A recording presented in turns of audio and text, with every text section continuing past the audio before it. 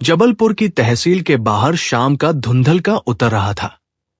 जनवरी की हवा में हल्की सी नमी थी और दफ्तर बंद होने से ठीक पहले लोगों की चाल तेज हो जाती है, जैसे कोई आखिरी टिकट छूटने वाला हो।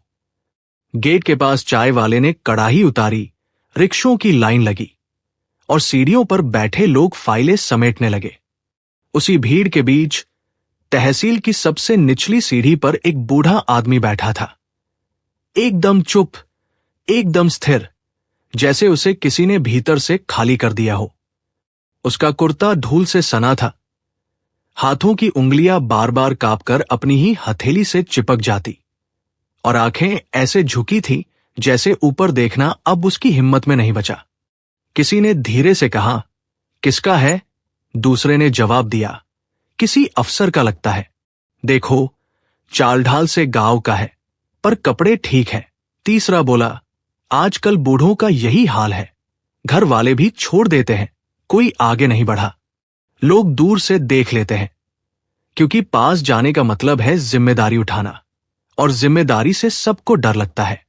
बूढ़े के पास एक पुरानी फाइल थी, जिसे वो बार बार ऐसे दबा रहा था जैसे उसमें कागज नहीं, उसकी इस्त बंद हो। उसकी सांसें तेज नहीं थी, बस भारी थी, जैसे हर सांस में वो कुछ निगल रहा हो। और वो कुछ आंसू नहीं, अपमान था। इसी बीच ऊपर की तरफ हलचल हुई। एक चपरासी दौड़ता हुआ निकला, साहब नीचे आ रहे हैं, रास्ता दो। लोगों ने तुरंत सीढ़ियों के दोनों ओर जगह बना दी, जैसे हवा में अचानक अफसरी उतर आई हो। कुछ ही क्षणों बाद सफेद शर्ट, नीली जैकेट और फाइलों की तेज गंध के बीच एक आदमी नीचे उतरा। नीरज शर्मा, एसडीओ। उसकी चाल में रोज का आत्मविश्वास था, पर उसकी आंखें आज थकी हुई थी। शायद किसी मीटिंग का तनाव, शायद किसी रिपोर्ट की जल्दी। वो नीचे उतरा, गेट की तरफ बढ़ा और उसी क्षण उसकी नजर उस बूढ़े पर पड़ी। वो एक कदम पर रुक गया, जैसे किसी ने उसकी छाती के भीतर हाथ डालकर कोई पुरानी घंटी बजा दी हो। उसके होंठ हल्के से खुले, पर आवाज नहीं निकली। फिर उसने 2 कदम पीछे लौटकर बूढ़े के सामने घुटने मोड़े। भीड़ का शोर एकदम कम हो गया। नीरज ने बूढ़े का कंधा छुआ, बहुत सावधानी से, जैसे कहीं वह कंधा नहीं, कोई टूटता हुआ कांच हो। बाबा, नीरज की आवाज पहली बार कांपी। बूढ़े ने सिर नहीं उठाया, बस उंगलियां फाइल पर और कस गई। नीरज ने दोबारा कहा, आप यहां? वो झुका, बूढ़े का चेहरा देखने की कोशिश की, पर बूढ़े ने ऐसे चेहरा मोड़ लिया जैसे पहचान लिए जाने से भी उसे शर्म आती हो। फिर बूढ़े के होंठ हिले और इतनी धीमी आवाज निकली कि नीरज को कान पास करना पड़ा। घर मत चलना बेटा, आज नहीं। नीरज के चेहरे का रंग उतर गया। क्यों? उसने झट से पूछा। आपकी तबीयत? किसी ने कुछ कहा क्या? किसने? उसकी आवाज में अफसर की सख्ती लौटने लगी। वो तुरंत खड़ा होकर भीड़ की तरफ देखने लगा, जैसे किसी को पकड़कर सवाल करेगा। लेकिन बूढ़े ने उसके हाथ को पकड़ लिया, उसी कमजोर हाथ से जिसमें फिर भी इतना दम था कि बेटा वहीं रुक जाए। कोई नहीं, बूढ़े ने कहा, बस मैं थक गया हूं। नीरज ने बूढ़े के चेहरे को ध्यान से देखा। आंखों के कोनों में सूख चुके आंसुओं की लकीरें थी, होंठ फटे थे, गाल अंदर धंसे हुए, और सबसे ज्यादा डरावनी बात, उस चेहरे पर चोट नहीं थी, पर अपमान की छाप थी। चोट शरीर पर दिखती है, अपमान आत्मा पर। नीरज ने पिता की हथेली पकड़कर देखा। उंगलियों के बीच हल्का सा लालपन था, जैसे किसी ने झटक कर हटाया हो। नीरज का गला सूख गया। उसने धीरे से पूछा, बाबा, सच बताइए, कौन है? बूढ़ा आदमी कुछ देर चुप रहा। उसके भीतर कोई लड़ाई चल रही थी, शायद सच बोलने और बेटे का घर बचाने की। फिर उसने बहुत धीमे से कहा, नीरज, तू अफसर है, मैं तेरे घर का बोझ नहीं बनना चाहता। उसके शब्द सीधे नहीं थे, पर अर्थ तेज था। जैसे कोई अपनी इस्त बचाते बचाते मर रहा हो। नीरज ने झट से कहा, आप बोझ नहीं हैं, लेकिन कहते हुए उसे खुद पर भरोसा नहीं हुआ, क्योंकि उसके मन में एक तस्वीर बिजली की तरह चमकी। घर का ड्राइंग रूम, कविता का ठंडा चेहरा, उसके शब्द, बाबूजी समझते नहीं, घर में शांति चाहिए। नीरज ने कभी उन शब्दों को अपराध नहीं माना था। उसने उन्हें एडजस्टमेंट समझा था। आज वही शब्द कांटे बनकर उसके अंदर चुभने लगे। बूढ़े ने धीरे से फाइल उठाई और नीरज की तरफ बढ़ा दी। ये बस कागज है, ठीक हो जाए तो मैं अपने गांव लौट जाऊंगा। जैसे उसका लौटना घर नहीं, निर्वासन हो। नीरज ने फाइल ली, खोली नहीं। उसकी आंखें पिता के चेहरे पर टिक गई। उसे समझ आ रहा था कि मामला सिर्फ कागजों का नहीं है। कागज तो बहाना है, असली बात कुछ और है, कुछ ऐसा जो पिता ने अंदर दबा रखा है, इतना गहरा कि अब वो बोलते हुए भी नहीं बोल पा रहा। तहसील के गेट पर खड़ी भीड़ को यह दृश्य अजीब लग रहा था। किसी ने सोचा एसडीओ के पिता है, तभी इतना ध्यान दे रहा है। किसी ने सोचा किस्मत देखो, वरना बूढ़ों की कौन सुनता है। लेकिन नीरज के भीतर जो टूट रहा था, वो किसी को दिखाई नहीं दे रहा था। वह सोच रहा था, अगर उसके पिता को इस हालत में यहां बैठना पड़ा, तो इसका मतलब है घर के भीतर कुछ ऐसा हुआ है जो पिता ने किसी से नहीं कहा। और पिता का घर मत चलना सिर्फ एक वाक्य नहीं था, वो एक दीवार थी जो पिता ने अपने ही बेटे के सामने खड़ी कर दी थी। नीरज ने पिता के दोनों हाथ अपने हाथों में ले लिए। चलो, उसने कहा, पहले पानी पीते हैं। बूढ़े ने हौले से सिर हिलाया, जैसे पानी नहीं, सहारा चाहिए था। नीरज ने चपरासी को आवाज दी, पानी, और गाड़ी निकालो। फिर उसने पिता को उठाने के लिए अपना कंधा आगे किया। बूढ़ा कुछ पल झिझका। उस झिझक में एक पिता की शर्म थी, जो बेटे के सहारे उठने से भी डरता है। आखिर वह धीरे से उठा और नीरज के कंधे पर हाथ रखा। उस एक स्पर्श में 60 साल का रिश्ता कांप गया। गाड़ी की तरफ जाते हुए बूढ़े ने फिर वही बात दोहराई, घर मत चलना बेटा, आज नहीं। नीरज ने इस बार जवाब नहीं दिया। उसने केवल सामने देखा, पर उसकी आंखों में पहली बार एक डर था।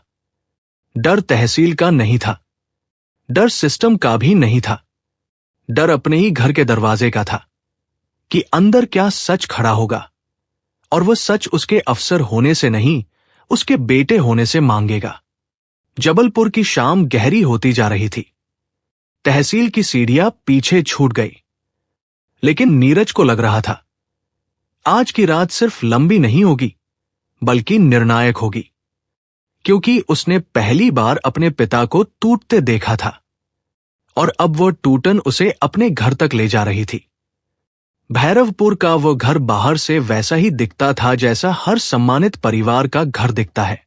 साफ आंगन, तुलसी का चौरा, दीवार पर टंगी भगवान की तस्वीरें। लेकिन घरों की असलियत अक्सर दीवारों पर नहीं, कमरों के भीतर पलती है। और उस घर के भीतर गोविंदलाल शर्मा पिछले कुछ महीनों से एक अजीब सी चुप्पी में जी रहे थे। ऐसी चुप्पी जो आवाज नहीं करती, लेकिन हर दिन कुछ न कुछ तोड़ देती है। सुबह सबसे पहले वही उठते थे। आदत पुरानी थी, खेती के दिनों से चली आ रही। वह चुपचाप आंगन बुहारते, तुलसी को पानी देते और फिर रसोई के पास आकर रुक जाते। वहां से भीतर झांकते, लेकिन भीतर जाने की हिम्मत नहीं करते। रसोई अब उनकी जगह नहीं रही थी। कविता ने यह कभी सीधे नहीं कहा था, पर उसके व्यवहार ने साफ कर दिया था। यह घर अब उसका है और गोविंदलाल बस एक अतिरिक्त बोझ। कविता सुबह की चाय बनाती तो एक कप कम होता। कभी कह देती, डायबिटीज है ना बाबूजी, आप मत पीजिए।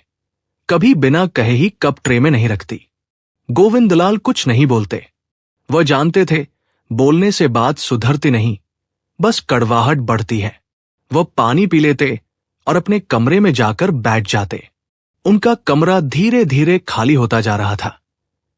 पहले कुर्सी हटी, फिर छोटा स्टूल, फिर पुरानी अखबारों की गड्डी, जैसे घर खुद उन्हें बता रहा हो कि अब उनकी जरूरत कम होती जा रही है। नीरज सुबह जल्दी निकल जाता। दफ्तर, मीटिंग, फाइलें, उसकी दुनिया बाहर थी। घर में वो बस एक चेहरा था जो रात को थका हुआ लौटता और खाना खाकर चुपचाप सो जाता।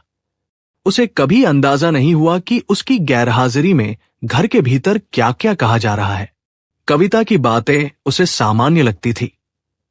बाबूजी समझते नहीं, घर में अनुशासन होना चाहिए, अब हमारी भी जिंदगी है।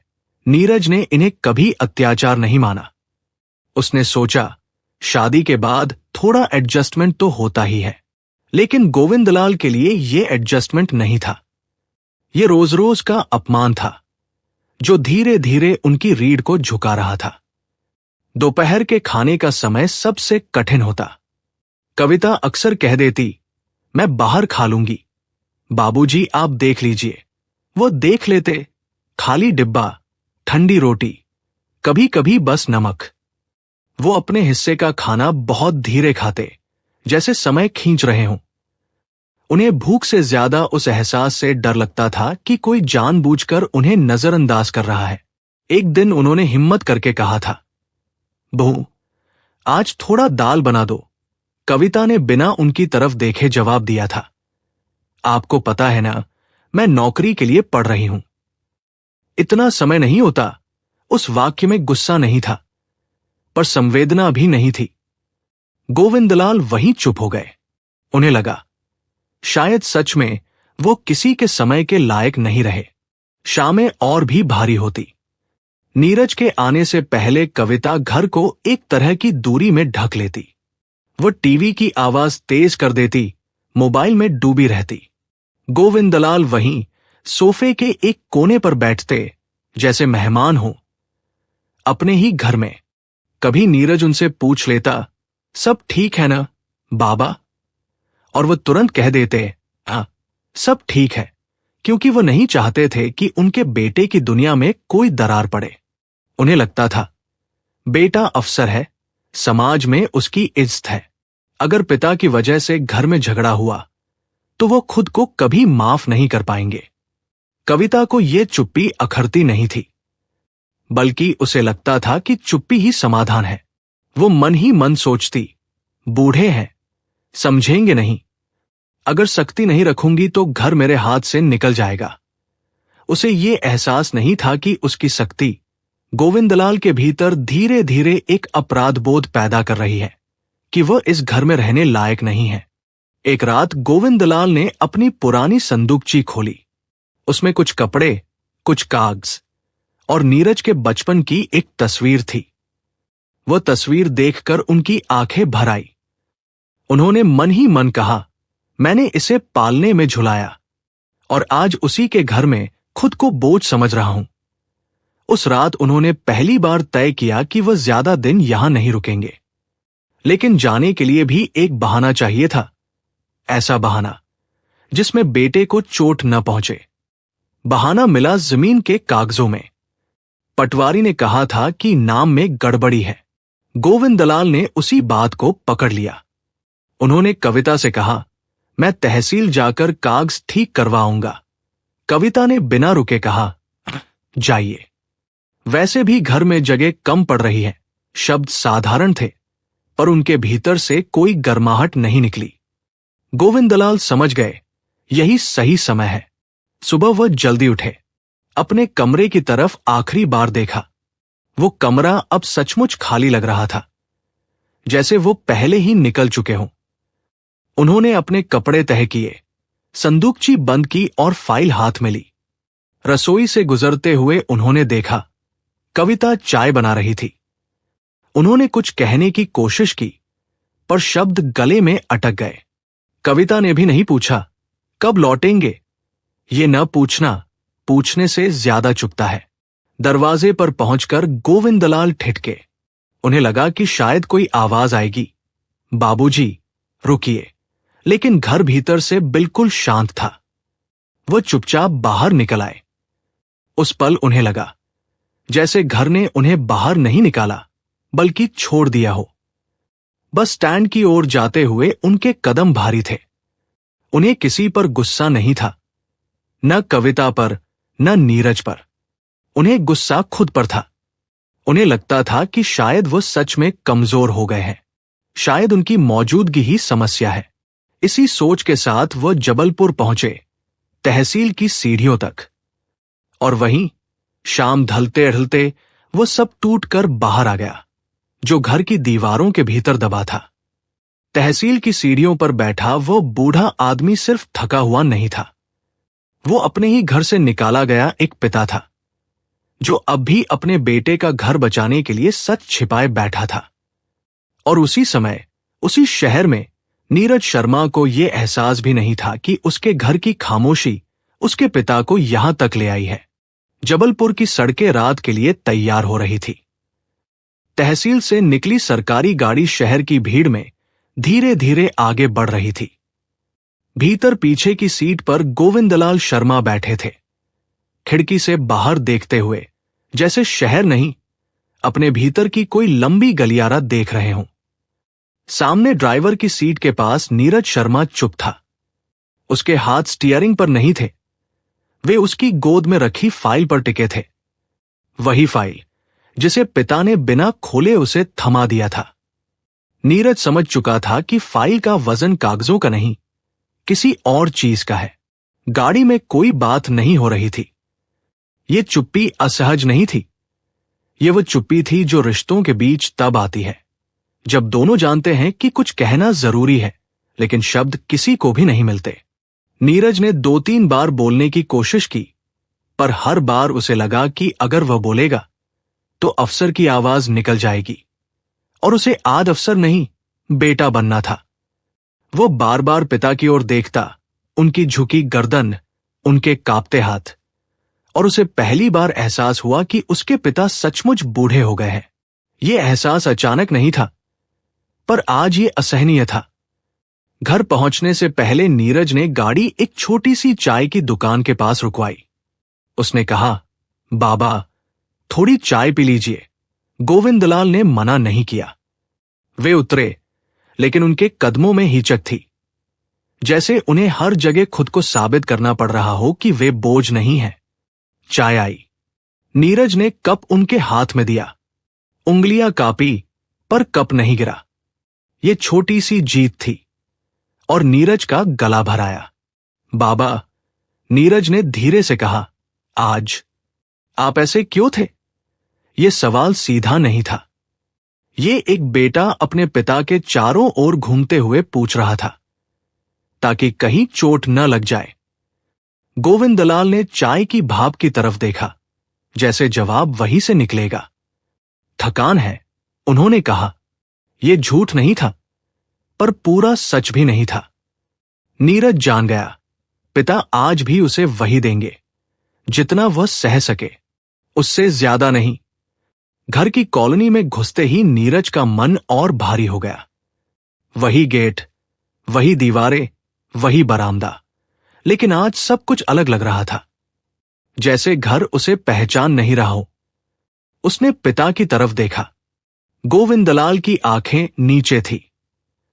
नीरज ने पहली बार महसूस किया कि पिता घर में प्रवेश करने से डर रहे हैं।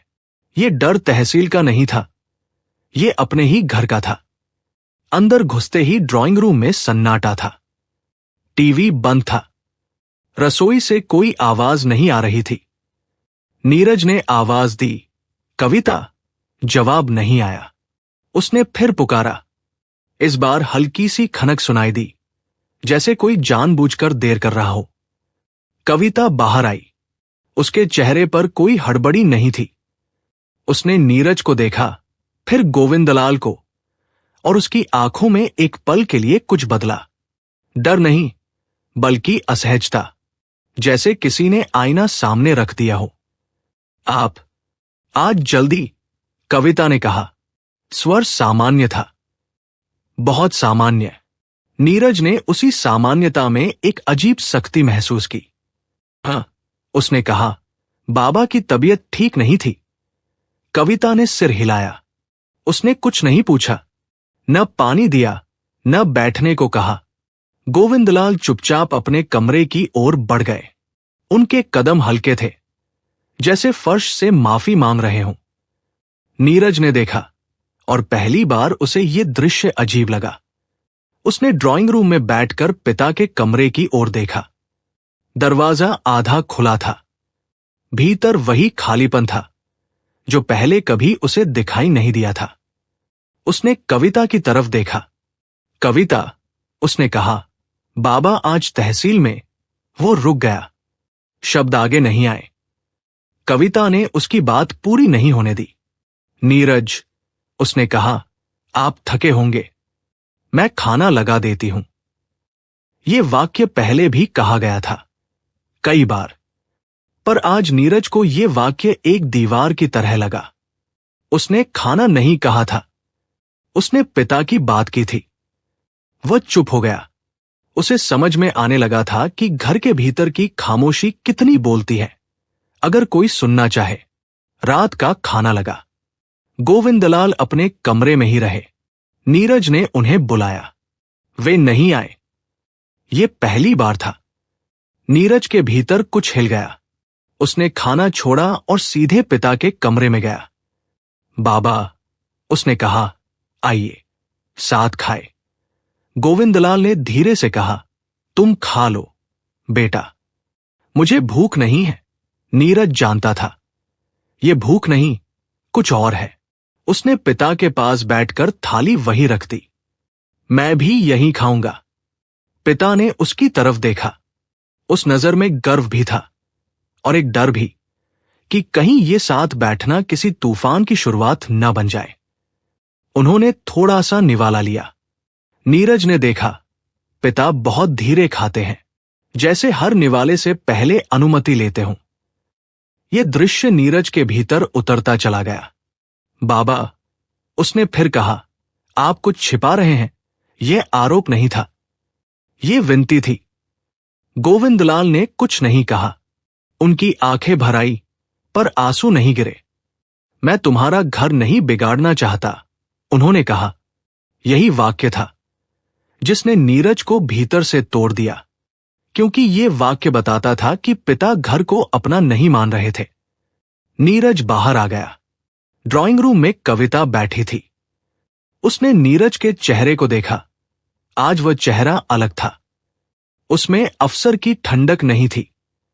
उसमें एक बेटा था जो अपने ही घर में किसी सच से टकराने वाला था। कविता, नीरज ने कहा, बाबा क्यों कह रहे हैं कि वह घर बिगाड़ देंगे? कविता कुछ पल चुप रही, फिर बोली, आप बात को बढ़ा रहे हैं। नीरज ने पहली बार आवाज ऊंची नहीं की, पर उसकी चुप्पी भारी थी। मैं बात नहीं बढ़ा रहा, उसने कहा, मैं बस समझना चाहता हूं। कविता ने नजरें फेर ली। यही वह पल था जब नीरज को एहसास हुआ, समस्या दफ्तर की नहीं थी, समस्या घर की दीवारों में छिपी थी। और अगर वह आज चुप रहा तो उसका अफसर होना भी उसे माफ नहीं करेगा। रात गहरी हो गई। घर सो गया, लेकिन नीरज नहीं सो पाया। वो ड्राइंग रूम में बैठा रहा, अंधेरे में, पिता के कमरे की बंद दरवाजे की तरफ देखते हुए। उसे लग रहा था, आज अगर वह सही सवाल नहीं पूछेगा तो कल उसके पिता फिर किसी सीढ़ी पर बैठेंगे और तब शायद देर हो जाएगी। उसने धीरे से कहा, खुद से, बहुत धीमे, कल सच सामने आएगा। और उसी पल घर की दीवारों ने जैसे सांस रोक ली। सुबह जब घर जागा तो वह जागना किसी नई शुरुआत जैसा नहीं था। वो एक भारी खामोशी थी जो रात भर सोई नहीं थी। रसोई में चाय का पानी चढ़ा, लेकिन उबलने की आवाज तक में कोई जल्दी नहीं थी। कविता ने कप निकाले, 2 रखे, फिर तीसरे पर हाथ रुक गया। उसने कप वापस अलमारी में रख दिया। ये छोटी सी हरकत उसके भीतर किसी अनजान डर की तरह उतरी। पहले वह बिना सोचे ऐसा कर देती थी, आज सोचने लगी थी। नीरज अपने कमरे से बाहर आया। उसकी आंखों में नींद नहीं थी। उसने रसोई की तरफ देखा, फिर पिता के कमरे की ओर। दरवाजा बंद था। नीरज ने कुछ नहीं कहा। वह चुपचाप ड्राइंग रूम में बैठ गया। कविता ने चाय का ट्रे उठाया, 2 कप रखे। नीरज ने ट्रे की तरफ देखा, फिर उसकी आंखें कविता के चेहरे पर टिक गई। उसने कुछ नहीं पूछा, पर उस नजर में सवाल था। कविता की उंगलियां हल्की सी कांपी। उसने ट्रे नीचे रख दी और बिना कुछ बोले मुड़ गई। पिता के कमरे से कोई आवाज नहीं आई। नीरज उठा और दरवाजा खटखटाया। बाबा, भीतर से हल्की सी आवाज आई। नीरज ने दरवाजा खोला। गोविंदलाल बिस्तर के किनारे बैठे थे, कपड़े ठीक से पहने हुए, जैसे कहीं जाने की तैयारी हो। नीरज को यह देखकर अजीब लगा। आप? उसने पूछा। गोविंदलाल ने नीचे देखा। आज गांव लौट जाऊंगा, उन्होंने कहा।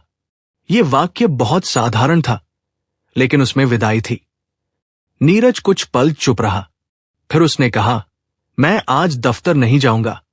यह निर्णय नहीं था, यह मजबूरी थी। गोविंदलाल ने चौंक कर बेटे को देखा। नहीं, उन्होंने कहा, तुम्हारा काम। नीरज ने सिर हिलाया। आज मेरा काम यही है। ड्राइंग रूम में कविता खड़ी थी। उसने दोनों की आवाजें सुनी। गांव लौट जाऊंगा, यह वाक्य उसके कानों में अटक गया। उसे पहली बार लगा कि शायद बातें हाथ से निकल रही हैं। उसने सोचा था, बाबूजी कुछ दिन बाहर रहेंगे, फिर सब अपने आप ठीक हो जाएगा। उसने ये कभी नहीं सोचा था कि बाहर रहना दरअसल घर छोड़ना बन सकता है। नीरज बाहर आया। उसने कविता की तरफ देखा। कविता, उसने कहा, बाबा गांव जा रहे हैं।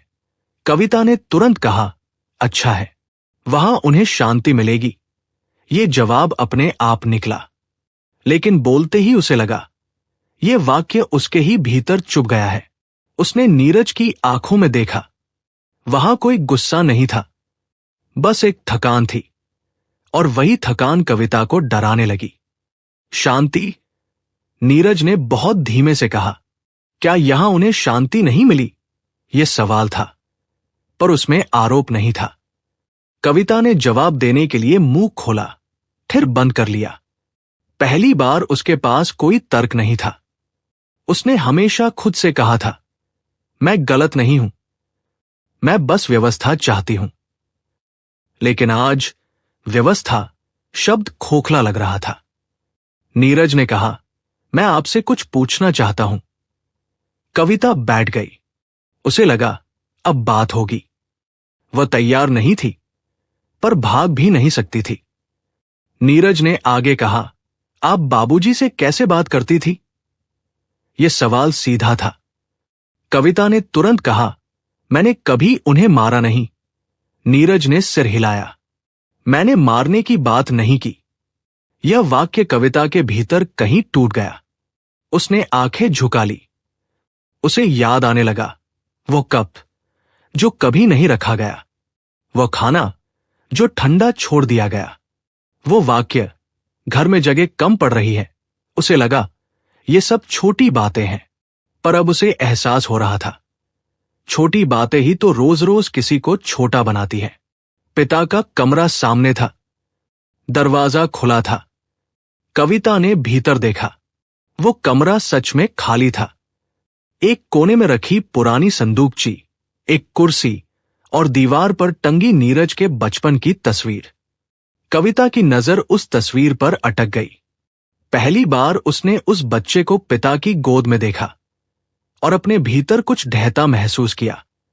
उसे लगा, जिस आदमी को वो बोझ समझ रही थी, उसी ने इस घर को बनाया था, उसी ने इस बेटे को खड़ा किया था। नीरज की आवाज फिर आई। कविता, बाबूजी ने कल मुझसे कहा, मैं तुम्हारा घर नहीं बिगाड़ना चाहता। ये वाक्य कविता के लिए किसी सजा से कम नहीं था। उसके भीतर अचानक शर्म की एक लहर उठी। उसने कभी नहीं सोचा था कि उसके शब्द किसी को इस हद तक पहुंचा सकते हैं। उसने कभी खुद को अत्याचारी नहीं माना था, पर आज उसे पहली बार एहसास हुआ कि अत्याचार हमेशा ऊंची आवाज में नहीं होता। कविता के होंठ कांपने लगे। वो कुछ कहना चाहती थी, पर शब्द नहीं मिल रहे थे। वो उठी और पिता के कमरे की तरफ गई। गोविंदलाल उसे देखकर चुप रहे। कविता उनके सामने खड़ी रही कुछ पल, फिर उसने बहुत धीमे से कहा, बाबूजी। आवाज में वो पुरानी सख्ती नहीं थी, उसमें एक डर था, खुद को खो देने का डर। मुझसे गलती हो गई। ये माफी नहीं थी, ये स्वीकारोक्ति थी। गोविंदलाल ने ऊपर देखा। उनकी आंखों में कोई गुस्सा नहीं था, बस थकान थी। उन्होंने कुछ नहीं कहा, और यही चुप्पी कविता के लिए सबसे भारी थी। अगर वह डांट देते तो शायद उसे राहत मिलती, लेकिन यह चुप्पी उसे आईने की तरह दिखा रही थी। वो क्या बन गई है? कविता की आंखें भर आई। उसने कहा, मैं डर गई थी। मुझे लगा अगर मैं ढीली पड़ी तो वो रुक गई। उसे समझ में आ रहा था, उसका डर किसी और की इज्जत पर भारी पड़ गया था। नीरज वहीं खड़ा था। उसने कुछ नहीं कहा। आज वह फैसला नहीं सुनाना चाहता था। आज वह चाहता था कि कविता खुद अपने भीतर का फैसला सुने। कमरे में एक लंबा सन्नाटा फैल गया। बाहर धूप खिल रही थी। घर की दीवारें पहली बार इतनी शांत थी, जैसे वे भी सुन रही हों। गोविंदलाल ने धीरे से कहा, मैं कहीं नहीं जाना चाहता था। ये वाक्य कविता के दिल में उतर गया। उसने सिर झुका लिया। उसे पहली बार लगा, गलती सिर्फ हो जाना नहीं होती, गलती तब होती है जब उसे समय रहते समझा न जाए। नीरज ने धीरे से कहा, बाबा, आप कहीं नहीं जा रहे। ये आदेश नहीं था, ये आश्वासन था। कविता ने भी सिर हिलाया, बिना शब्दों के। उसके भीतर अब एक नया एहसास जन्म ले चुका था। एहसास यह कि रिश्ते व्यवस्था से नहीं, सम्मान से चलते हैं। और उसी दिन उस घर में पहली बार गलती ने सिर झुकाया। शायद पूरी तरह नहीं, लेकिन इतना जरूर कि इंसानियत वापस लौटने की राह दिखने लगी। उस दिन घर में कोई बड़ा निर्णय नहीं लिया गया, कोई घोषणा नहीं हुई, कोई माफी शब्दों में नहीं मांगी गई। लेकिन कुछ फैसले ऐसे होते हैं जो बोले बिना हो जाते हैं और जिंदगी की दिशा बदल देते हैं। सुबह की धूप धीरे धीरे आंगन में उतर रही थी, और उस रोशनी में गोविंदलाल शर्मा बहुत देर बाद पहली बार अपने घर को देख रहे थे, जैसे वो उन्हें फिर से अपना लगने लगा हो। कविता रसोई में थी। उसने आज चाय के 3 कप निकाले, बिना रुके, बिना सोचे। जब ट्रे उठाई तो उसके हाथ हल्के से कांप रहे थे। वो ड्राइंग रूम में आई, नीरज के सामने ट्रे रखी, फिर बिना कुछ कहे पिता के कमरे की ओर बढ़ी। दरवाजा खुला था। गोविंदलाल खिड़की के पास बैठे थे। कविता कुछ पल वहीं खड़ी रही, फिर उसने ट्रे मेज पर रख दी और चाय का कप उनके सामने सरका दिया। उसकी उंगलियां बहुत देर तक कप से अलग नहीं हुई, जैसे वो कह रही हो, मैं यहां हूं। गोविंदलाल ने चाय की तरफ देखा, फिर कविता की तरफ। उन्होंने कुछ नहीं कहा, बस कप उठाया। ये छोटी सी क्रिया कविता के लिए किसी स्वीकृति से कम नहीं थी। उसकी आंखें भर आई, लेकिन उसने पोंछ ली। वह जान गई थी, गलती का बोझ रोकर हल्का नहीं होता, उसे ठीक करके हल्का करना पड़ता है। नीरज यह सब दूर से देख रहा था। उसने महसूस किया कि आज घर में आवाजें कम हैं, लेकिन अर्थ ज्यादा। उसे पहली बार लगा कि उसका अफसर होना इस घर को बचाने में नहीं, बल्कि बिगाड़ने में मदद कर सकता था, अगर वह समय पर बेटा न बनता। उसने मन ही मन तय किया कि अब वो घर में केवल देर रात लौटने वाला अफसर नहीं रहेगा, बल्कि सुनने वाला बेटा रहेगा। दोपहर के खाने में कविता ने गोविंदलाल से पूछा, दाल पतली चलेगी या गाढ़ी? ये सवाल साधारण था, लेकिन उसके भीतर सम्मान था। गोविंदलाल ने जवाब दिया, जैसी तुम ठीक समझो। कविता ने हल्की सी मुस्कान दी, पहली बार बिना बनावट के। उसने दाल गाढ़ी बनाई, क्योंकि उसे याद आ गया था कि बाबूजी को वही पसंद है। ये याद पहले भी थी, बस कभी जरूरी नहीं लगी थी। शाम को कविता ने गोविंदलाल के कपड़े धोए, ध्यान से उनके कमरे में झाड़ू लगाई, संदूकची को उसी जगह रखा जहां पहले थी। उसने कोई घोषणा नहीं की कि अब सब बदल जाएगा। उसने बस काम किया, जैसे हर दिन उसे यही करना चाहिए था। गलती को ठीक करने का यही सबसे सच्चा तरीका था। रात को गोविंदलाल ड्राइंग रूम में बैठे थे। नीरज उनके पास आकर बैठ गया। दोनों देर तक चुप रहे। फिर गोविंदलाल ने कहा, आज घर अच्छा लग रहा है। नीरज ने कुछ नहीं कहा। उसकी आंखें भर आई। वह समझ गया, पिता ने उसे माफ कर दिया है, बिना मांगे, बिना शर्त। कविता कमरे के दरवाजे पर खड़ी ये दृश्य देख रही थी। उसे एहसास हुआ कि इंसानियत वापस लाने के लिए किसी के पैरों में गिरना जरूरी नहीं होता, बस अपने भीतर झुकना पड़ता है। उसने अपने कमरे में जाकर वह सख्त आवाज छोड़ दी, जो वो महीनों से ओढ़े हुए थी। आज वो हल्की थी, बहुत हल्की। अगले दिन गोविंदलाल ने कहीं जाने की बात नहीं की और किसी ने उनसे जाने को नहीं कहा। ये घर अब उनका था। फिर से नीरज दफ्तर गया, लेकिन मन हल्का था। कविता ने पहली बार महसूस किया कि घर पर बुजुर्ग होना बोझ नहीं होता, अगर दिल में जगह हो। ये कहानी किसी सजा पर खत्म नहीं होती। ये कहानी किसी जीत के नारे पर भी खत्म नहीं होती। ये कहानी वहां खत्म होती है जहां एक बहू को एहसास होता है कि उससे गलती हुई और वह उस गलती को अपने व्यवहार से सुधारती है। कभी कभी इंसानियत रोती नहीं, कभी कभी वो चुपचाप लौट आती है, और जब वह लौटती है तो घर फिर से घर बन जाता है।